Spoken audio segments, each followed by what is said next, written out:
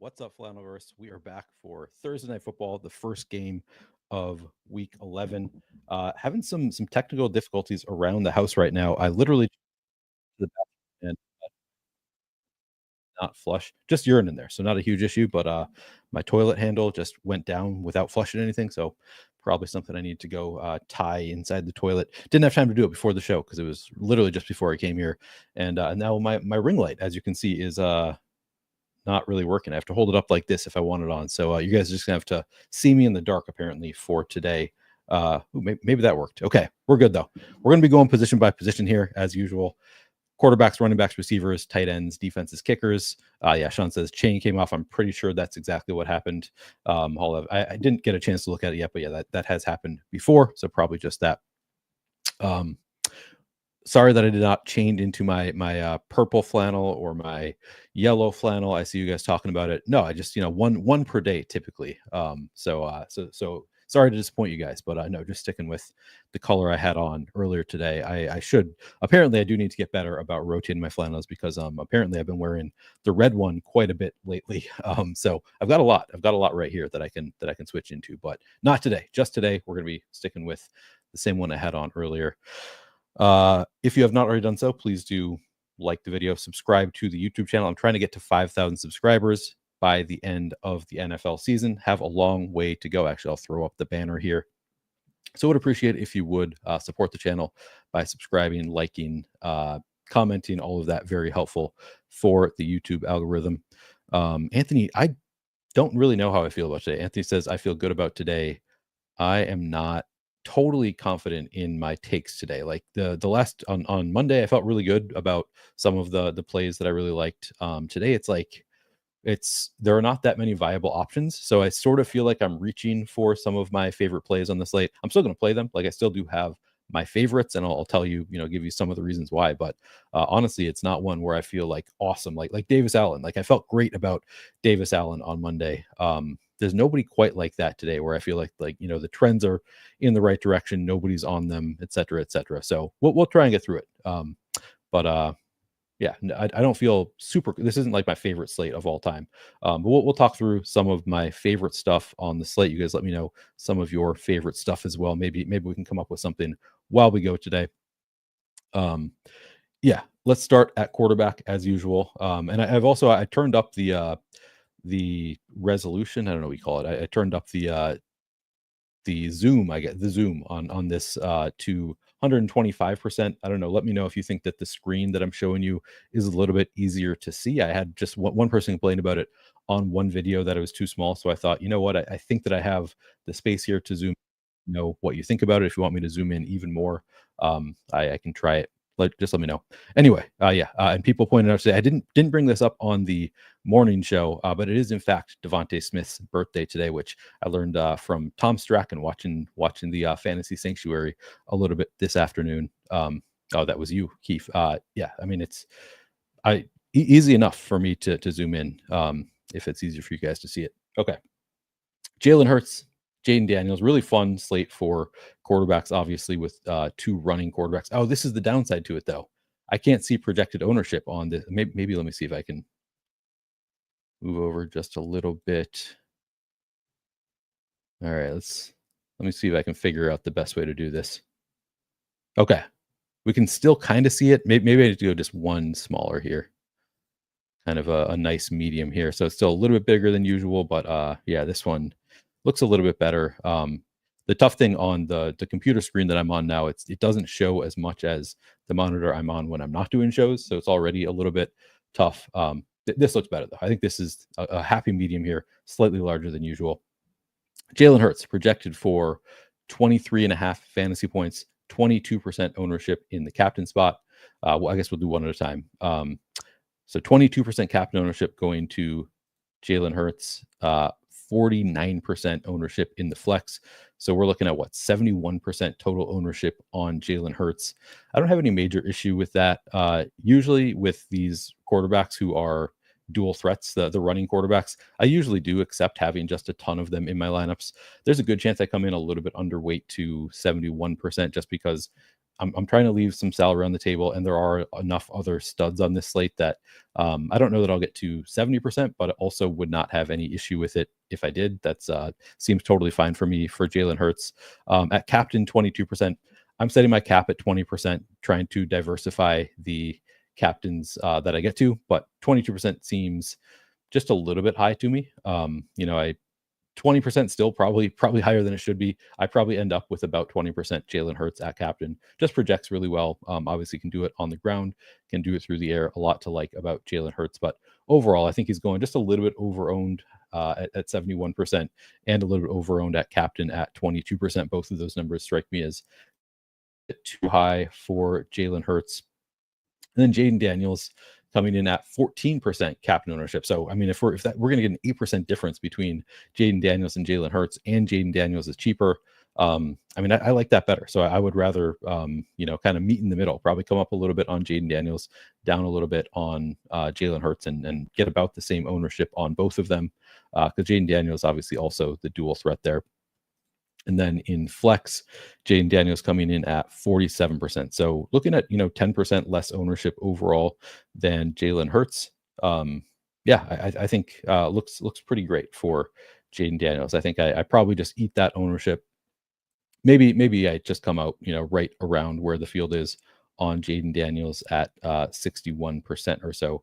That seems okay to me. So happy to get to that ownership with Jayden Daniels. And these are both unique quarterbacks in the sense that you don't need to stack them. Like both of them have so much rushing upside. Definitely can play them on their own without any pass catchers, both in the flex and even at captain. There are not that many quarterbacks who I'm willing to play in the captain spot without any pass catchers. Both of these qualify as quarterbacks I would play in the captain spot without any pass catchers. Here, I'm gonna finish this comment and then I'll get to Chris's super chat. Really appreciate you as always, Chris. But I guess I'll finish the quarterbacks first. So yeah, willing to play them without any. However, I do think it's going to be probably a little bit underutilized to have either of these quarterbacks in the captain spot with like full 2 or 3 pass catcher stacks with them, and you still get the same correlation as if they're not rushing quarterbacks. They still, obviously, it's great correlating your quarterback with your pass catchers, but because you're not forced to do so, I think a lot of the field will probably shy away from overstacking the quarterback in the captain spot, and part of it is like, well, what you really want is them to get, if you're playing the Jalen Hurts at captain, you want him to be scoring 2 rushing touchdowns is kind of what you typically have in mind. 2 rushing touchdowns, 50 yards, whatever. But also he can just get there by throwing it. Like maybe he just throws a couple darts, has a couple long touchdowns to AJ Brown and DeVonta Smith, and they kind of spread out who he's passing to, and doesn't really run quite as much. Gets the touchdowns through the air. So I think like that's still well within the range of outcomes. And I think the field on a slate where you have 2 rushing quarterbacks isn't going to do so much of the overstacking with the quarterbacks. So I think that is one way to get different in a logical way. So I do like the idea of playing some lineups that just have Jalen Hurts mega stacked, Jayden Daniels mega stacked from the captain spot. As Adam pointed out earlier today, the tough thing is we don't have that many stacking options, and we don't have that many great cheap stacking options with these quarterbacks. So it is a little bit tough to do. But I think we have enough that I'm still willing to try it. So we'll play around with that at the end of the show, see if we can make something work with the quarterbacks in the captain spot and mega stacking. But again, you don't need to be stacking them. Both are obviously capable of getting there without the stacking partners. All right, I want to touch on Chris Williams sent me a super chat, which I always appreciate, from our Apple guy. Chris Williams says, just showing support, good sir. I like the game as a whole, but so many options that could go so many different ways. So mixing and matching for sure. And yes, sir, I have atoned. Appreciate that. Yeah. The old Lofty line, please do atone for your sins and like the video if you haven't already done so. Chris, I'm feeling the same way as you. Like there are just so many different ways this game could go. It's not the slate that I feel the most confident. There are things that I definitely like better than others, but I do think like this is not one that is an easy read for me. There are just so many different ways it could go, but kind of fun in a sense too. All right, scrolling down, I'm going to move on to running backs here. All right, 1 second.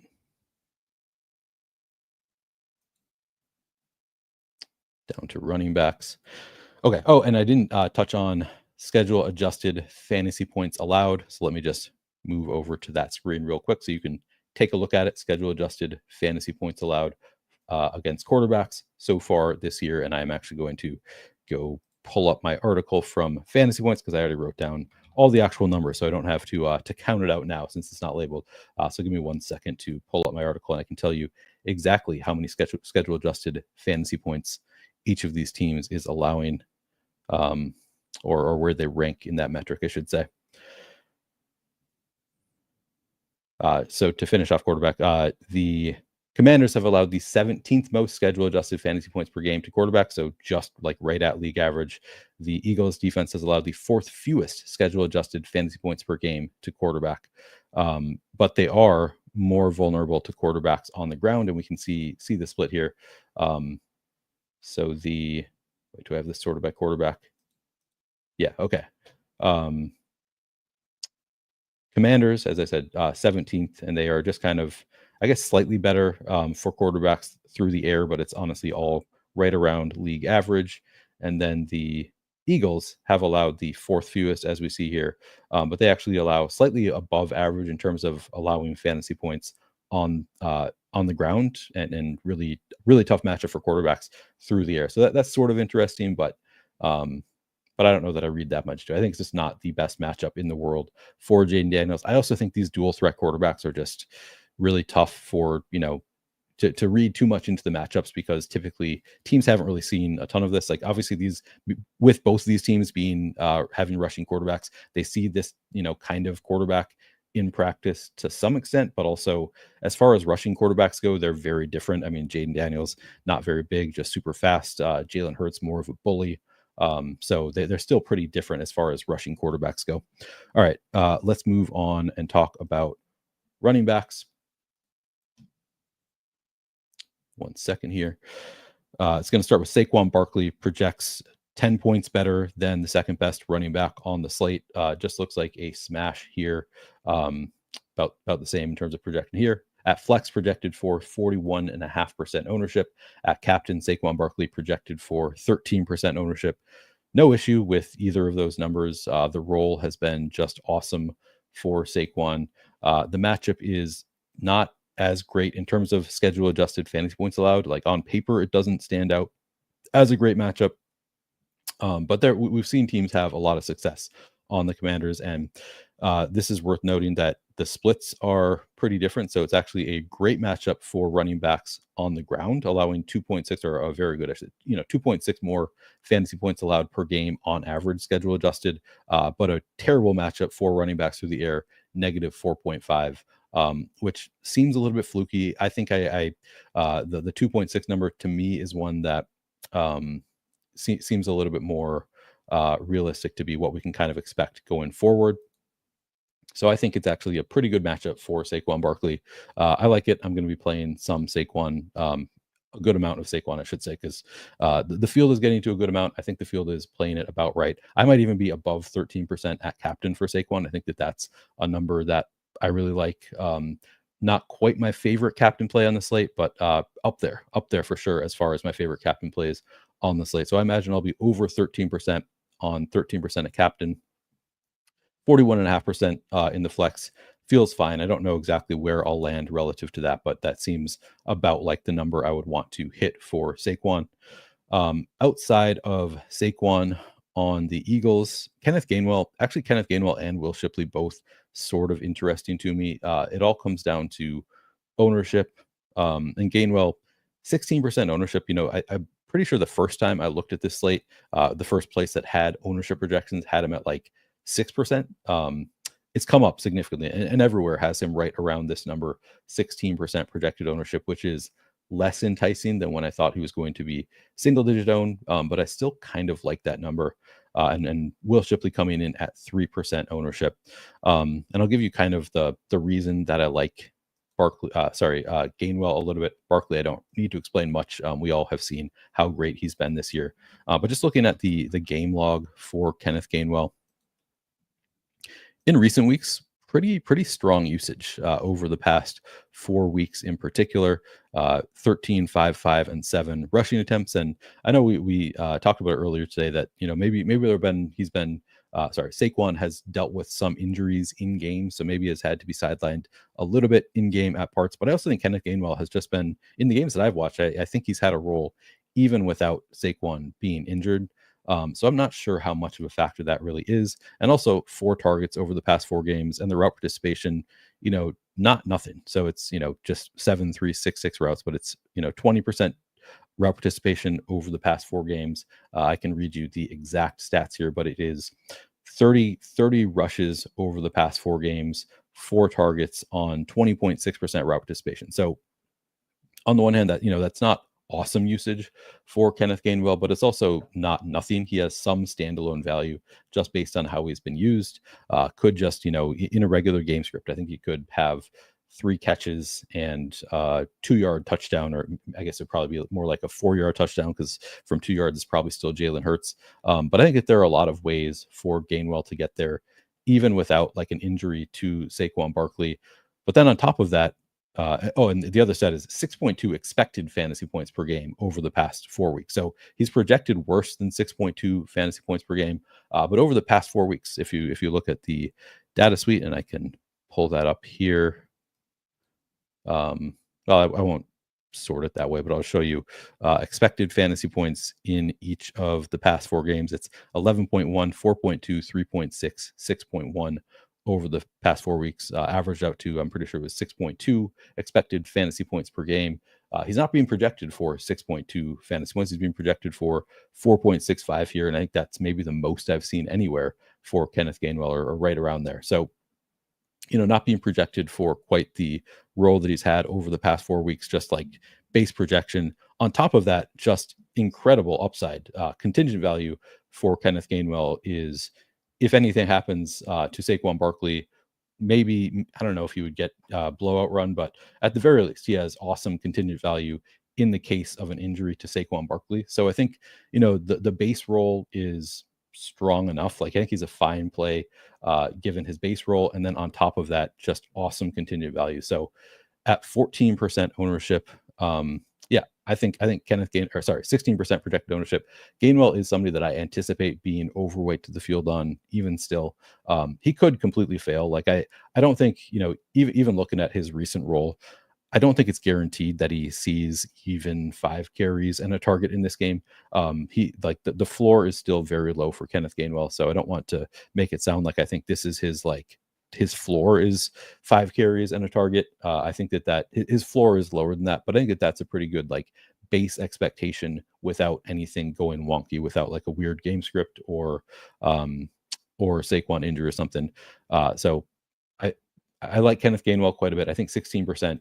I want to be at least a little bit overweight to that. I think he is a fairly strong play. And then Will Shipley, I don't think he has much of a role outside of blowout, and they've been involved in a lot of blowouts. You see Will Shipley mostly just come in when the Eagles are blowing another team out.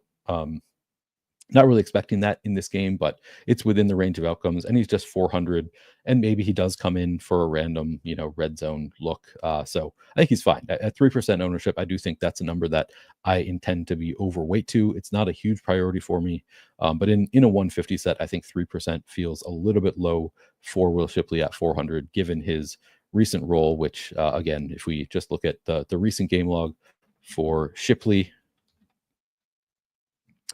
he had 9 carries last game, and that was just a blowout. Like, there wasn't anything, no injury or anything that led to it. He hasn't been involved at all in the passing game, just 1 route run over the past 5 weeks.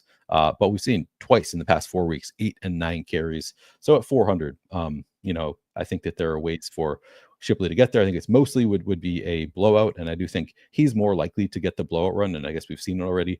He's more likely to get the blowout run than Gainwell is, because they kind of know what they have in Gainwell. They've had him for a long time, whereas Will Shipley, kind of still trying to establish himself. They want to show him what an NFL field feels like, et cetera, et cetera. So I think that he's a pretty strong play at 3% ownership also. All right. The other side of the game, we got Brian Robinson returning from a multiple week absence due to a hamstring injury. He is 8,200 returning in this game. Austin Ekeler is 8,000. I guess we can start with the Robinson side in a vacuum. So he's not projecting extremely well for 8,200. In fact, projecting kind of poorly, projected even worse here, 10% projected ownership. But I do think the 17% ownership we're projecting for him in the flex is pretty enticing for Brian Robinson to me. So let's just look at his stats in recent weeks. And again, he's missed the last 2 weeks. But prior to that, 16 carries in week 8, along with just one target on 21.7% route participation. That's the downside of Brian Robinson, is never really that involved in the passing game. You can see at a game, week 1, 4 targets. He had another game with 3 targets. But outside of that, it's 1, 2, 0 throughout the rest of the game log. So, and not running that many routes either. So, and the routes have gone down in recent weeks. So, not like an amazing role for Brian Robinson. I'm not sure why I probably just because they have Austin Ekeler, they don't feel they need to use him in the passing game, but he just hasn't been used there. But in terms of usage, 16 carries in the last game, 12, 7, 21 4 weeks ago, or 4 weeks ago for him. So strong enough usage that if he's really going to be at like 16, 17% ownership in the flex, 17% projected ownership in the flex, I kind of like that number. I think I probably come in overweight to that. And then at captain, Brian Robinson, just 2.5% projected ownership is way too low for a starting running back who, we could see him get 22 carries in this game. Maybe they want to slow the game down, keep the ball out of Jalen Hurts' hands, Saquon Barkley's hands. So maybe the best way for them to slow the game down would be to use Brian Robinson. So I think he looks way too low owned in the captain spot at 2.5%. I'd want to be at least double that, get to 5% Brian Robinson at captain and in the flex. So both spots, I think he actually looks pretty strong given his price tag and his role as the lead back for the Commanders. With that said, I still also kind of like Austin Ekeler. He's getting more ownership than I would like him to. Sub 2% at captain, though, is not too bad. And then in the flex, Austin Ekeler coming in at 13% ownership. He's clearly too expensive for his role with Brian Robinson there. I'll bring up his game log here, but the past couple games he's been playing without Brian Robinson, and still without Brian Robinson, hasn't had like an incredible role. 13 carries, 11 carries the past 2 weeks, 1 target, and then 5 targets 2 weeks ago. What I do like about Austin Ekeler is in a game where they are not the favorites, so they should be playing from behind. Austin Ekeler could just get more usage, and you can see here the route participation pretty strong, 59%, 50%, 50%. Most games it's been 40+% route participation. The first 2 weeks being its worst, so it's kind of trended upward for Austin Ekeler. Not a ton of targets. I think part of that is you see that with rushing quarterbacks a lot. They just don't like to check it down. They'd rather just take off themselves than check it down to the running back. But I think that he could benefit from the game script, the game being close, maybe playing from behind against the Eagles. So I do think looks like a pretty strong game as far as what the usage could look like for Austin Ekeler. And even in just like a neutral game script, he should be, like I said, running about 50% of the routes, could just spike a 5 or 6 target week. And if he catches 4 of them, you're suddenly bringing up the floor quite a bit for Ekeler. And then he is used a bit in the running game as well. Even, obviously the past 2 weeks, a little bit better with Brian Robinson out, but even prior to that, it's, 7 carries, 4 carries, 9 carries. He has some usage there as well. And part of the reason that I'm intrigued is Brian Robinson was questionable up until like yesterday. So he might still be pretty limited. It might not even take an aggravation. Obviously, that's within the range of outcomes. It's a hamstring injury. He could aggravate it within the game, but also he might just not be a full go. They might just from the start say, we're not ready to give you your full workload yet. Maybe Ekeler comes in a little bit higher. So even though I do think, he is a little bit too low, and Brian Robinson, I think, is also too low, because I'm sort of anticipating that he will have that full workload. I still think in lineups where you're not playing Brian Robinson, makes some sense to play Austin Ekeler as somebody who could just have a bigger role than usual.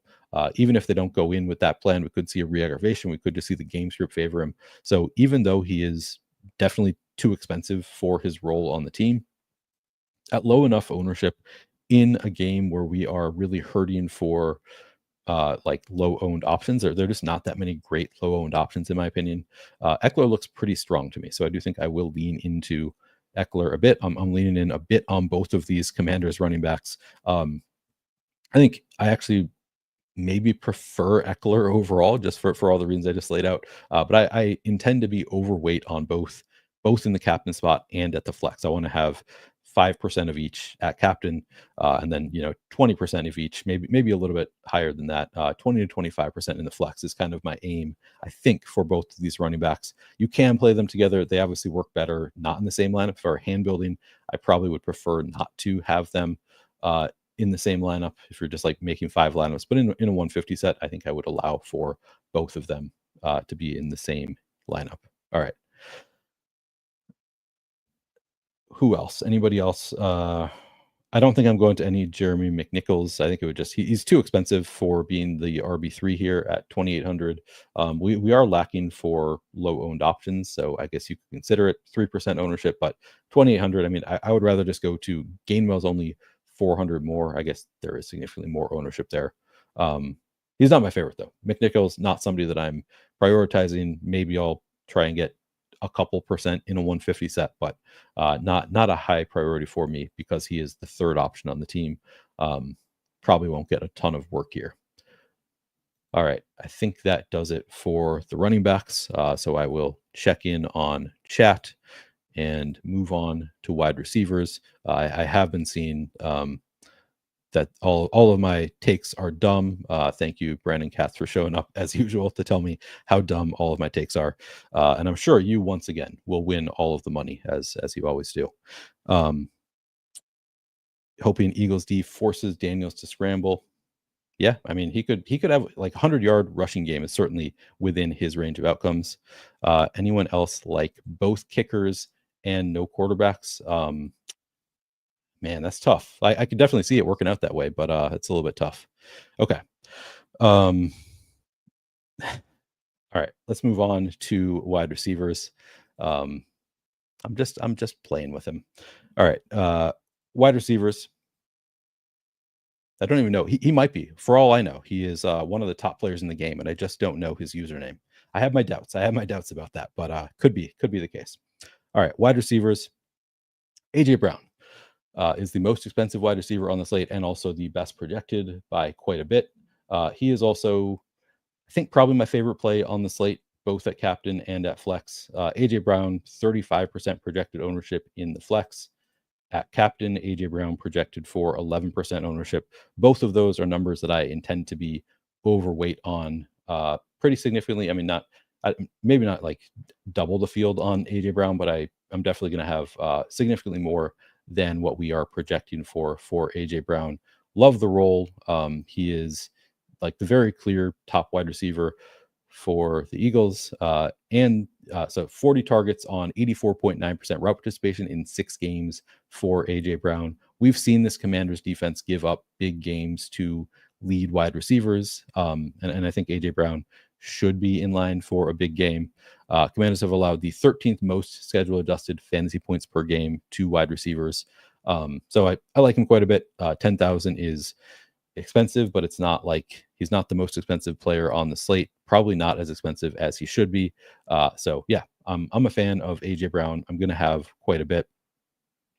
Beyond AJ Brown, DeVonta Smith, as has been alluded to in chat, it is his birthday, if you want to factor that in. I think he's also had some really nice games as well against the Commanders, which, I don't really factor that in that much looking at box score histories, but I believe DeVonta Smith has had some nice games there, and only coming in at 4% captain ownership, which I think is a really nice number. That's also one that I plan on coming in overweight to the field, and only 25% in the flex feels a little bit light too. So I'm kind of leaning into the Eagles passing game, which is part of the reason I probably end up with a good amount of Jalen Hurts as well, because I really like both AJ Brown and DeVonta Smith.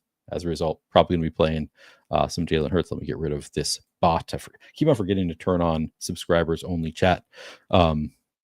So leaning into both of the top receivers for the Eagles, going to be overweight to both of them in both the captain and the flex. Two of my favorite plays on the slate. 4% Smith at captain feels light to me.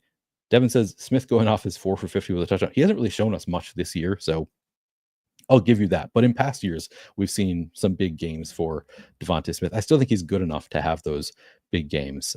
So I like DeVonta Smith quite a bit. What's up, Ben Snapping? All right, let's see.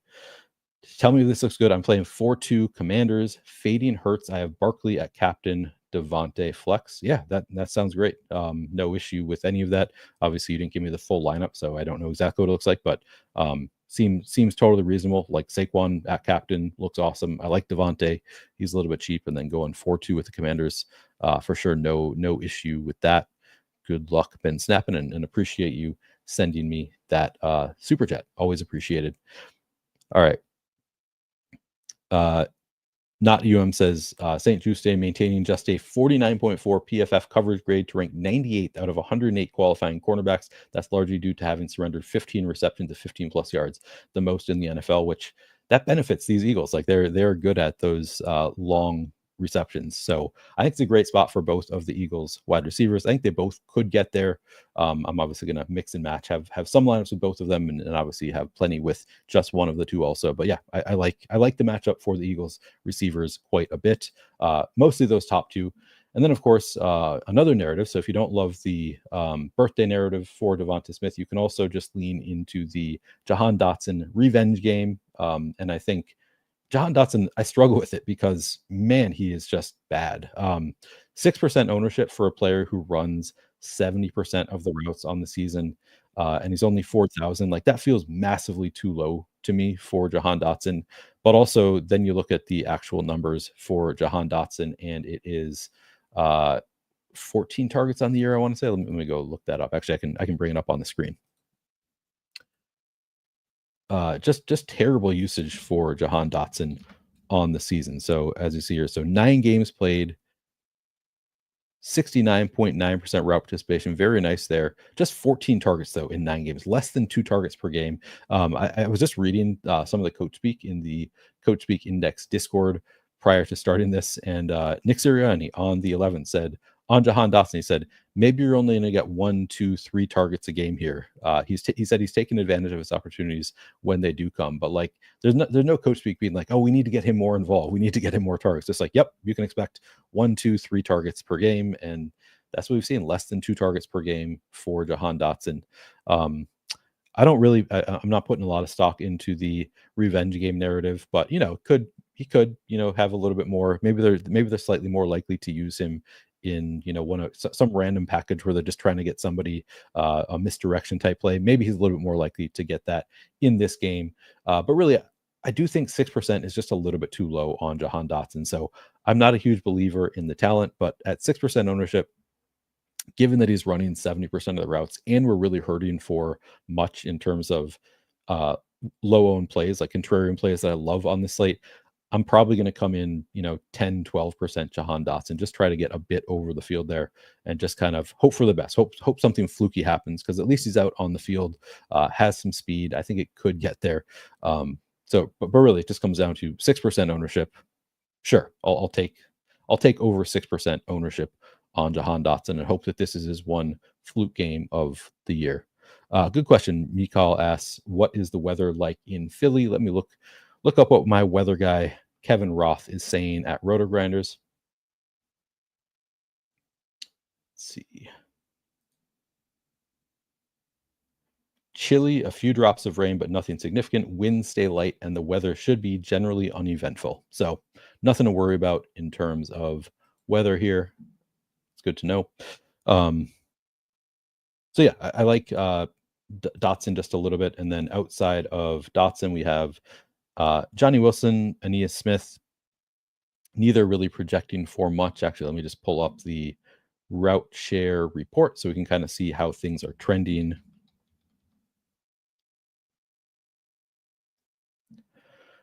Johnny Wilson actually saw 33% route participation in week 9, down to 13% last week. Adam and I looked it up earlier today and actually did get like some run in the first half, not a ton, but was not exclusively in the fourth quarter of the blowout. So Johnny Wilson, to me, more so than Aeneas Smith, strikes me as a type who they would probably be more inclined to use like from the 3-yard line, just like throw it to him in the end zone. He's a really big, tall rookie. So, and I think we've actually seen it. I don't know how many he's actually scored this year, but I feel like I've seen at least one that was called back after he scored a touchdown, or maybe he scored. I don't know, but he strikes me as the type who they should want to use. And actually, we could.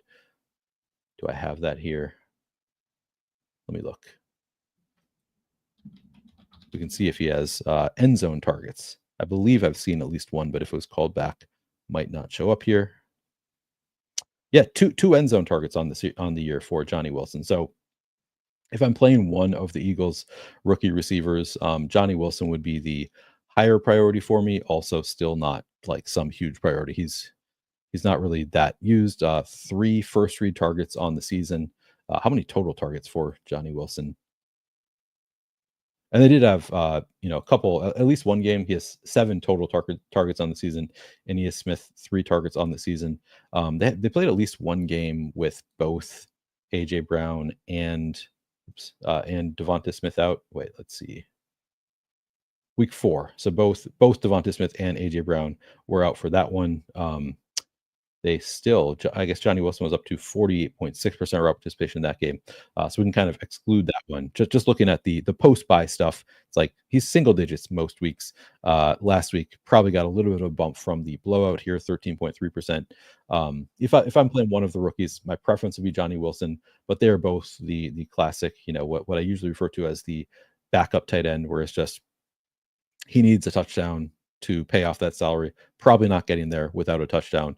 But I think, Johnny Wilson, the more likely of the two to get a touchdown. So some interest there. Johnny Wilson or Gainwell last in would probably be Gainwell for me. I kind of like Gainwell. I think he has the massive, and it is a weakness for me. So if you watch enough of these shows, you probably know by now I am a sucker for backup running backs who are cheap and going unowned and have some standalone value. And that's exactly like Kenneth Gainwell falls into my wheelhouse of some of my favorite showdown plays, where it's like, all right, some standalone value, he could get there on his own. And then also it just takes one injury and suddenly he is a smash and everybody will regret not having him. So I do have a weakness for the Kenneth Gainwell archetype, but he would be my answer over Johnny Wilson if I'm playing just one of them. Let's take a look at the ownership, though, on 1 second. Ownership on Johnny Wilson and Aeneas Smith. Aeneas Smith coming in at 4% projected ownership. Johnny Wilson, 5%. Johnny Wilson is 2,000 to Aeneas Smith, 800. Johnny Wilson's still my preference. Both of those are, fairly low, kind of interesting. Not priorities for me. I probably come in probably close to the field on both, maybe slightly over on Johnny Wilson. But if I end up with 4%, I'm not going to be like kicking myself. I would probably be fine with that. Yeah. All right. And I think I saw some super chats there. So let me look at those before I move on. I did. Okay. Let's see. Just 1 second. Ben Snappin says Daniels, Gonzalez, McCaffrey, and Terry McLaurin for the rest of your lineup. So you have Saquon Barkley in the captain spot with Jayden Daniels, Luke McCaffrey, Zane Gonzalez, Terry McLaurin, and DeVonta Smith. Yeah, that seems like a pretty strong lineup to me. I think I have no issues with that lineup at all. Ben Snappin looks good. Okay. And appreciate you. You did not need to send me another super chat. I could have tried to find it. John Prince sent me a super chat. Did you ask a question, John, that I missed? Here's the comment. The Commanders beat down teams they should this year, but they lose and give up points to good teams. 5-1 Eagles lineups seem like the way to go. Want to drop super chat, but don't have the option. Oh, so then you send a super chat later. Did you just want to make that comment? I mean, that's a good comment. Like that might be true that they'll struggle more with the Eagles. You can, though, even in a case where the Eagles win the game handily, that doesn't necessarily mean that you want a 5-1 Eagles lineup, because you could just still have, Terry McLaurin scores a touchdown, has 5 receptions for 50 yards, and he's in the optimal. And then like Luke McCaffrey just has 5 receptions for 40 yards, and he could be in the optimal even without the Commanders doing much. So like just because you think the Eagles should be able to win the game handily doesn't necessarily mean you want a 5-1 Eagles lineup. So just keep that in mind. Like there are ways to build for the Eagles crushing them without necessarily having everyone. All right. Let's see. Okay. Don't know what's going on there in chat. All right. So enough about the Eagles receivers. Let's move on to Washington. Terry McLaurin, clearly the top option on Washington. He is 9,000 projected for 13.5 fantasy points here. Terry McLaurin projected for 13.5 fantasy points at Rotogrinders as well. 31% ownership in the flex. At captain, Terry McLaurin coming in at just 6% ownership. That's really low for Terry McLaurin. I like that number as the top receiver by far on the Commanders. 6% ownership feels light. So I do like that also.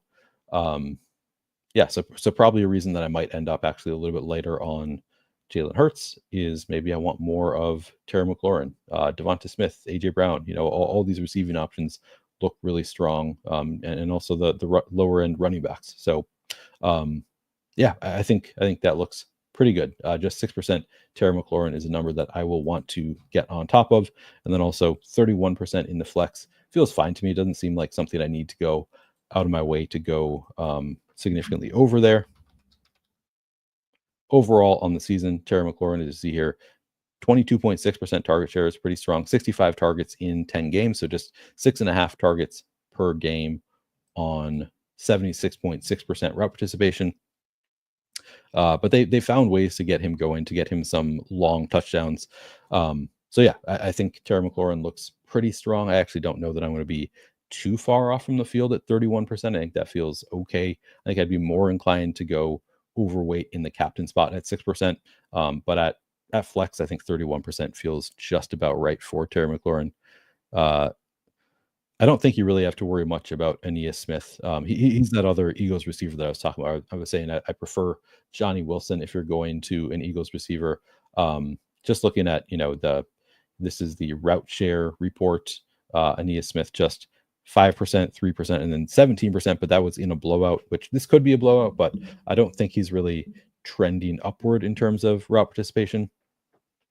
It's one of those things where it's like, wouldn't be that shocking to see one of these Eagles receivers take on a bigger role because Jahan Dotson has been so uninspiring. So maybe we see one of them eat into it eventually, but I don't think we've really seen it yet. And again, my preference would be Johnny Wilson. I think he's a little bit more likely to take on a bigger role. Aeneas Smith is more just like a mix in a 150 set. All right. Outside of Terry McLaurin, who again, I think is fine. I like him at captain. 31% at flex is not a huge preference for me. I think it's a fine number, but not a huge priority. Noah Brown has pretty clearly taken over as the wide receiver 2 for the Commanders. We can take a look at the route share for the Commanders, how it's progressed over time. So since, you saw him, he comes in, I think week 1 maybe was with the team, and then week 2 just didn't have much of a role. And it's been pretty steadily increasing over time since they're by 57%, 57%, and then up to 72%, 76%, 86.5% over the past 3 weeks. So he's really seen an increase in his route participation. And then in terms of his target share, it's been pretty good recently too, as I recall. Let's see. In recent weeks, up from, so it was 22 point, I guess not that consistent, 22.9% in week 6 following, was it a bye in week 5 for the Commanders? No, I'm questioning myself. Anyway, I think it was. No, because we see everybody else. Never mind. Everybody else was playing. 22.9% in week 6, 4% in week 7, 15.8% in week 8, and then up to 27% and 18% the past couple weeks. So pretty strong route participation target share for Noah Brown. It was the Eagles. The Eagles had the bye. That's why I'm confused. Pretty strong route participation for Noah Brown. Better in recent weeks than earlier in the year. Strong target share and route participation. Everything kind of wheels up for Noah Brown in recent weeks. Pretty clearly the wide receiver 2 there. He is going to get some ownership as this year, about 30% ownership in the flex for Noah Brown. Also 7% at captain, which, man, I want to take issue with it. Yeah, 7.5% at captain. I want to take issue with it because he's not like the type of star player that can really Like I'm not expecting a 25-point fantasy game anytime soon from Noah Brown, which usually if you don't have that kind of upside, I don't love it at captain. At the same time, we're so hurting for like value and contrarian plays. Maybe playing him at captain and allowing it, then having the possibility of just playing like 3 or 4 studs and a kicker or something like that. I don't have a huge issue with 7.5%. I think it seems okay. Not a priority for me to get above that, but I think it's a fine number. If I had to guess, I would guess I come in a little bit light on 7.5%, but no real issue with it. And at flex for Noah Brown again was what 30, yeah, like 30% exactly. Because we're so hurting for value, I can't really take too much of an issue with it. I don't totally love it, but the use has been really strong in recent weeks. So yeah, 30% feels about right for Noah Brown on this slate. Uh, Unfortunately, don't have much more to say there about Noah Brown. Um, Outside of the top two, it's kind of a mess. So you've got Olamide Zacchaeus, Luke McCaffrey, Diami Brown. So let's take a look at recent weeks. So this is the route participation. We've seen Olamide Zacchaeus drop from 57% in week 7 to 37% to 20% and 21.6%. We've seen Diami Brown hold about steady. I mean, down from 36% in week 7 to 24%, 28%, 22%. Luke McCaffrey, 36%, 35%, 36%, 43%. My favorite would be Luke McCaffrey of this group, just based on you look at the route participation pretty strongly in the mid 30s to the most recent game. We saw a slight uptick up to 43% for Luke McCaffrey. This is one that I didn't feel that strongly about it, and then as Adam and I were talking about it this morning, it's like he is also like a rookie, so it kind of makes sense for him to take on a bigger role later in the year, which I don't know. We haven't really seen it. He actually had a bigger role earlier in the year, so I didn't love that. Week 1, it was 61% route participation, and then week 5, 61%, and kind of dips in between. So it kind of feels like they've already tried it and haven't quite got there with Luke McCaffrey. But I still think like you should generally expect a rookie wide receiver to take on a bigger workload later in the year. And he was up a little bit to 43% last week. So I do think Luke McCaffrey could take on a bigger role. And even if he is still just like mid 30s to 40% route participation, he's cheap. He's only 1,200 and he's not getting much ownership. Yeah, projected for 16.5, 17% ownership at 1,200. I think that's a pretty strong contrarian play. Like not the most contrarian player in the world, not the cheapest. I mean, he's 1,200. He's pretty cheap. Not the best projected point per dollar, but we could see the role expand a little bit. Andy's just 1,200. So my preference between those three is actually Luke McCaffrey because I think he's the most likely to see an expansion of his role, and he's not getting much ownership. Olamide Zacchaeus to me is a little bit tough because the target share has been pretty good. He projects the best of the three, as you see here is projected for 5 fantasy points. He's also getting 18% ownership, so the most ownership of the group and more expensive. And as we saw here, just so the route participation has gone down 30. I mean, these 3 weeks went down to, I guess, slight uptick to 22% last week, but lower route participation than Luke McCaffrey. He's been in the league a long time. He's had spike weeks here and there, but he's not like a great wide receiver from what we've seen. The one thing that I will say about Olamide Zacchaeus is he still had a couple targets in that game. So he has 5 targets over the past 2 weeks on just 20% route participation. So still getting like a decent target share for when he's out there, but still the same amount of targets last week as Luke McCaffrey in fewer routes and more in week 9 than Luke McCaffrey in fewer routes. So you can make the argument that Olamide Zacchaeus is, he's earning more targets. So maybe that's the reason to think about playing him. But he's also getting more ownership and he's more expensive. So if the field is going there to Olamide Zacchaeus, I'd rather lean in on the rookie that I think could have an expanded role. So I prefer playing some Luke McCaffrey. He's a player that I'm going to, force to be overweight to the field, whereas Olamide Zacchaeus, I'm okay with being a little bit light on Olamide Zacchaeus. I think that is Ola. Is that not what I'm saying, Andrew? Olamide, Olamude, Zacchaeus. I think that's pretty close to what I'm saying. Maybe I'm not saying it exactly right. Either way, I think I'm not a huge fan. I think I'm going to be a little bit light there on, I'm not going to read it again, Olamide Zacchaeus. Seems like a fine play, but not a priority for me at 18% ownership and 3,000, running 20% of the routes. He's probably needs a touchdown to get there. Like, he's not earning a ton of targets. It's just 5 targets over the past 2 weeks on limited routes. Whereas Luke McCaffrey, I kind of like the trajectory better of late season rookie, maybe takes on a bigger role. And then Diami Brown, sub 10% ownership, only 1,600. I think that's my order. Would probably be Luke McCaffrey, then Diami Brown, then Zacchaeus. I think Diami Brown looks okay. Again, not like some awesome role.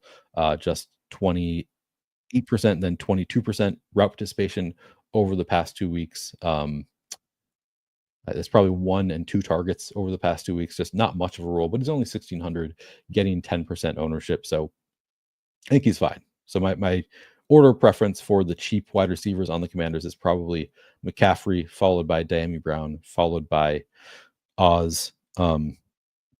But I won't say that I feel particularly strongly about it. Olamide already says Olamide. Is that not what I was saying? Olamide? Is that? I feel like that's exactly what I was saying. Maybe I'm wrong. Maybe it's not what I was saying. Anyway, I think that is my preference order of the 3 of them. Let's move on and talk about tight ends. All right. Tight ends is going to be Dallas Goedert and Zach Ertz at the top. Dallas Goedert projecting 0.1 fantasy points better than Zach Ertz here. We'll start with the Eagles side of things. Dallas Goedert has just returned last week after, I believe, he missed 2 or 3 games. I guess we can see it here.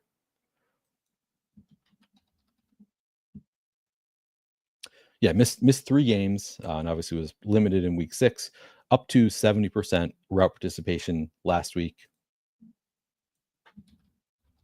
I believe he saw like 6 targets in that game, 13.6% target share last week.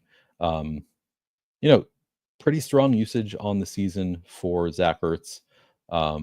Actually, I should read off the schedule adjusted fantasy points allowed. All right, let's see.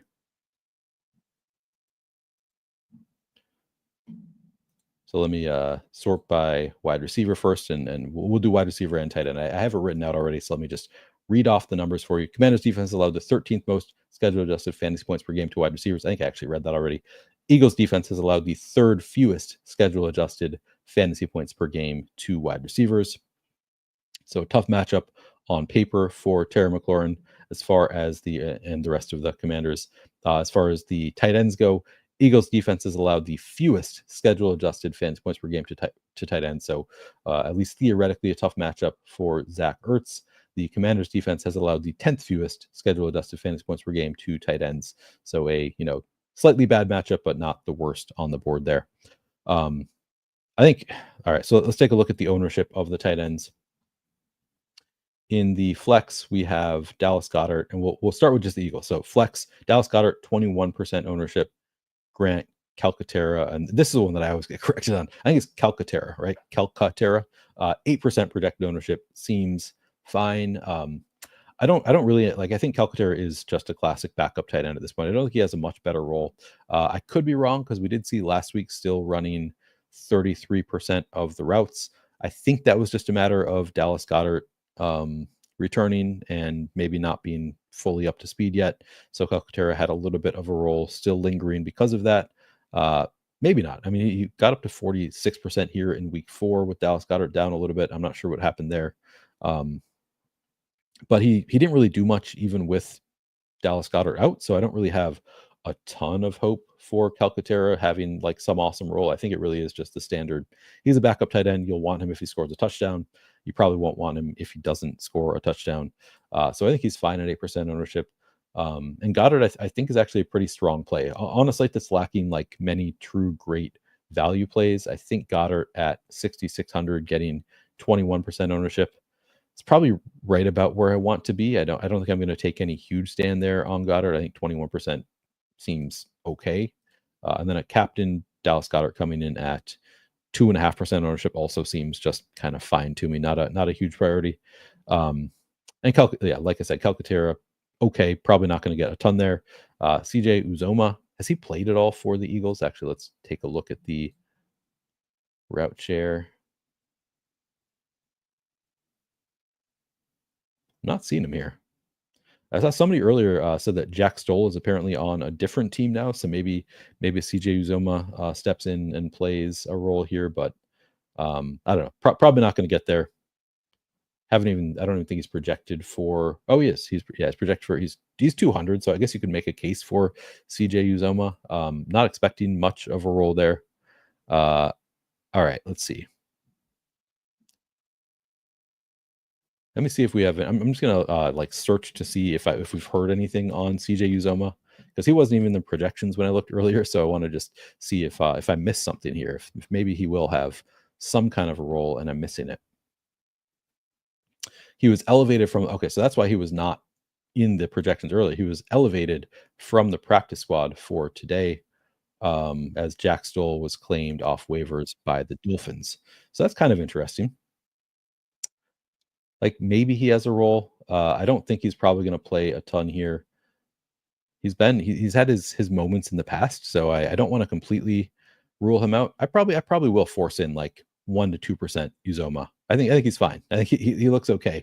We really have nothing to go on here, like whether they want to use him at all. Just called up from the practice squad. Could just be a like in the event of emergency we play him. But yeah, I think he seems like a fine option at $200. He's a veteran NFL tight end. Could see more time than we're expecting, but he's not being projected for anything. I think the projection is probably right. We're not expecting a ton from Uzoma, but in a 150 set, I think getting to like 2% Uzoma makes some sense. And he's the type of player that like if you play Uzoma at 0 ownership, and I should see if he's even projected for.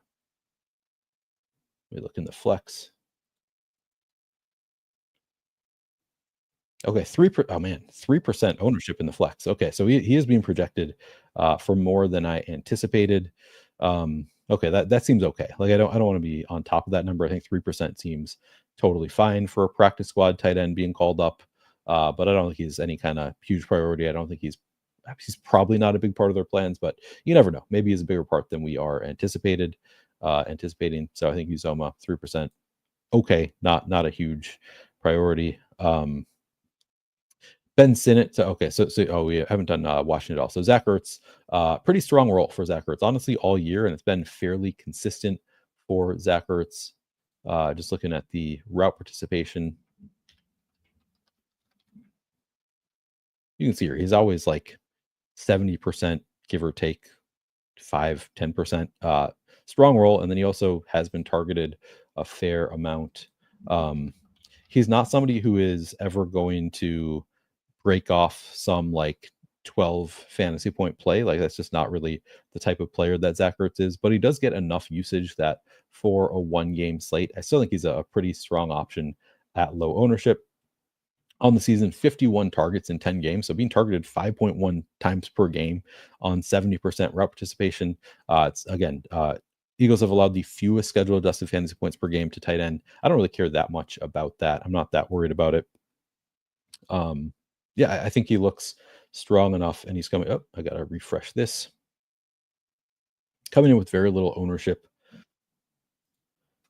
In the flex, Zach Ertz coming in at 25% ownership seems fine. Not again similar to me to Dallas Goedert. Like both the tight ends, they're fairly cheap and they're not getting that much ownership. So I think Zach Ertz looks pretty good at 25% ownership. I might prioritize getting slightly more than that, but honestly, that's feels about right. At captain, 3% ownership going to Zach Ertz. Yeah, no issue with that. I don't know. Don't have any huge stand there. Like he could score a touchdown and have 5 receptions, in which case you'll probably want him in your lineup. But not a huge like he's getting enough ownership. I think it's fine. Okay, let's see. Defense kickers. Just take a quick look, and then we'll look at FanDuel also, and then play with lineups for a couple of minutes. Hey Neil, do you have your own creative website or DFS page? I don't. Appreciate you asking, Marco, but I do not. All I have is the YouTube, and of course, if you're not already in the Discord, highly recommend it. It's a good little place to hang out if you want to talk DFS, best ball, et cetera. Flaniverse Discord, the link is in the description of this video if you're interested. But yeah, nothing yet. Maybe at some point I will create a website. All right, defenses and kickers. Zane Gonzalez being projected for. Well, that's not right. Oh, it's captain. Okay, good. We're at captain. Let me flex. We have Zane Gonzalez projected for 18% ownership. Jake Elliott projected for 18% ownership. Both seem totally fine, not huge priorities. Eagles defense at 15% ownership. Commanders defense at 15% ownership. Sort of like those numbers. For just kind of hoping for some chaos. Honestly, where we're lacking much in terms of, again, value and contrarian plays. Both provide you some value and they're not getting much ownership. And defenses are just, fairly likely to benefit from some chaos. Not like smash plays, but like I probably want to get to like 20% of each defense is probably my target. Get a little bit above weight there and then kind of right with the field on the kickers. All right, so that does it for the position by position. Let's take a brief look at FanDuel, play with some lineups, take some questions, and hopefully be out of here in 5 to 10 minutes. So I can make my lineup still. All right, FanDuel. Bring up the right slate here. All right, so starting at MVP.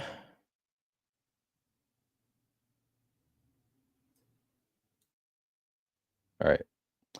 Projected ownership at MVP. Hurts projected for 32.5%. Jayden Daniels, 22%. No real issue with either of those. Saquon Barkley, 17%. My favorite would be this kind of range. AJ Brown, Terry McLaurin, both look awesome. 8% going to AJ Brown. Probably the first MVP I go to on FanDuel. 5% Terry McLaurin looks pretty good too. No issue with that. Man, DeVonta Smith at 2%. That actually that's right with Brown, McLaurin. So I think those are probably my three favorite: AJ Brown, Terry McLaurin, DeVonta Smith at MVP. But obviously, if you're playing, enough lineups, I would want to have exposure to Hurts, Daniels, Barkley as well. I think they all look pretty nice. Robinson looks fine at 3% also. But yeah, the three that really stand out to me at MVP are AJ Brown, DeVonta Smith, and Terry McLaurin. Those look like those numbers are a bit too low. At flex, 39% going to Jayden Daniels looks good. 38% Jalen Hurts. Just going to look for, I like 27% going to AJ Brown quite a bit. 20% going to DeVonta Smith. Man, these Eagles receivers are just being slept on a little bit, it looks like, on this slate. 18% Ertz feels fine. 16% Goddard. Ekeler not really standing out at 16%. I think that's a fine number. I like McCaffrey. Again, 7.5% feels low on McCaffrey. 5% going to Jahan Dotson at 7,500 seems okay. I think probably my favorite here would be Luke McCaffrey, but Diami Brown, 6% feels pretty good too. So it's a lot of the same players that are getting low ownership here.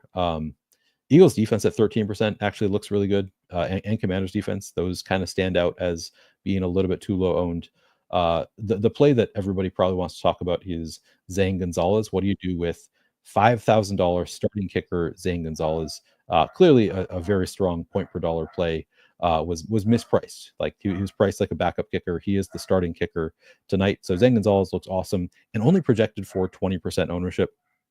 Somebody posed the question to me, what do we do with Zane Gonzalez? And I said, really depends on ownership. Because he's only getting 20% ownership, to me, that's a smash. Like I'm going to lean in. If he's not going to get the ownership that he should for his price tag, I'll lean into it. If he were getting 45% ownership, I would say probably going to fade it slightly. Like I'd probably, because like there are clearly paths for Zane Gonzalez to fail. Like he doesn't need to have a single field goal. He could just have, they could score 2 touchdowns and he has 2 fantasy points on the day. And even at 5,000, you don't want it. But he's clearly mispriced and the field is not getting there. So my take is let's lean in on Zane Gonzalez. I probably going to have 50 to 60% is where I would lean on Zane Gonzalez. If this ownership is correct, now it could get he could get more steam than he is we're anticipating. Let me just look one other place real quick, just for a second opinion. At flex. Oh, they don't have ownership here, so never mind. All right, I'm not going to have time to do it, but in general, like if they're showing 20%, I'm going to assume it's not that far off, and I am going to lean in and play a lot of Zane Gonzalez on FanDuel. All right, so that's going to do it for FanDuel. Let me get back to let's play around with some lineups and take any questions that you guys have. All right, so I'm gonna start. Actually, I'm gonna check briefly on questions. Then I'll be quick here. All right, let's see. That's fun. I probably need more moderators in here so you guys can take care of that yourselves. All right. I'm gonna play with the lineup here. I'm not seeing any immediate questions, so let's play with some lineups. So again, my favorite AJ Brown, probably my favorite captain. Beyond AJ Brown, who else do we want? Do you like Gainwell? I'm gonna go Luke McCaffrey. Gonna throw Hurts in the lineup.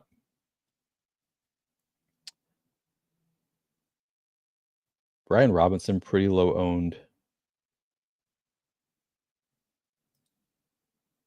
So now we have 7,300 left per player.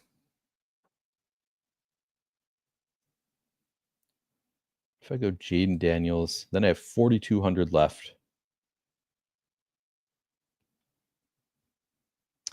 If I go Commanders defense now with AJ Brown at captain and Jalen Hurts in there, I think that'll be kind of contrarian. So leaving 600 on the table. Hope for some sacks, maybe a pick six for the Commanders. But otherwise, AJ Brown has a great game with Jalen Hurts. Luke McCaffrey and Brian Robinson both, kind of bringing down the combinatorial ownership along with the Commanders defense. I think this one would project fairly well, could certainly win, and probably isn't going to be duped a ton. So here's a lineup that I think looks pretty good that I would probably play. I'll do one more, check on questions, and then call it a day. So for the second one, I'll just check on questions first real quick. How many lineups are you playing your personal exposure to Luke McCaffrey? I am playing like 170 or something like that. I'm 150 maxing the mini max. I'll probably shoot for like 25% total. All right, let's see here. Now I'm just going to build one more real quick. I don't give myself enough time, so I'm going to be super quick here. I'm going to go. Let's go. Oh yeah, I said I was going to play around with mega stacking, so let's try that. I'm going to play Jalen Hurts with both AJ Brown and DeVonta Smith. And then I'm going to do one more. So I'm going to try mega stacking. Maybe I just throw in dots and go with all three of the starting receivers. Still have 54.50 left per player, so 10,900 total. Now I could throw in McCaffrey and McLaurin, or you could throw in Brian Robinson to leave even more salad on the table. So there you go. It is possible to mega stack with your quarterback, Jalen Hurts, AJ Brown, DeVonta Smith, Jahan Dotson, Luke McCaffrey, and Terry McLaurin here. I think that looks like a viable lineup. Could also go down from McLaurin and McCaffrey, go kind of mid-range here for maybe instead of Dotson, I go Goddard, and then go Gainwell. And now I need to play a Washington player. I mean, Commanders defense would be like, nobody's playing this, right? This is just Commanders defense, Commanders offense totally sputters, and Eagles defense dominates. This is one way to get a little bit different. Maybe they have one pick six and they're the highest scoring commander, or the one that fits in here. So this is one way to do it. Also benefits from if Saquon got hurt, this lineup would make a ton of sense. They probably run a little bit less, but enough to pay off 3,200 for Gainwell. So here's another one that probably works for a large field GPP, or could go the more standard route of, instead of doing that, go to Zacchaeus or Diami Brown or Luke McCaffrey, leave a ton of salary on the table, is another way to do this type of lineup. All right, I think that is going to do it. I think I got to go get to making my lineups. Appreciate all of you for hanging out. This is a lot of fun. If you haven't already done so, please do subscribe to the YouTube channel, like the video, comment, all of that. Very helpful. Would appreciate it. Oh, sorry.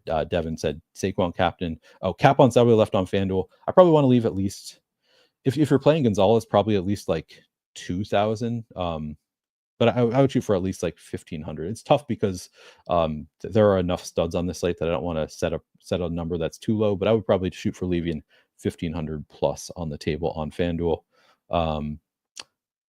Yeah, too late for a Saquon lineup, I think, because I gotta get to making my lineups, not giving myself enough time here. So yeah, all right. Appreciate all of you, Ekeler over Robinson.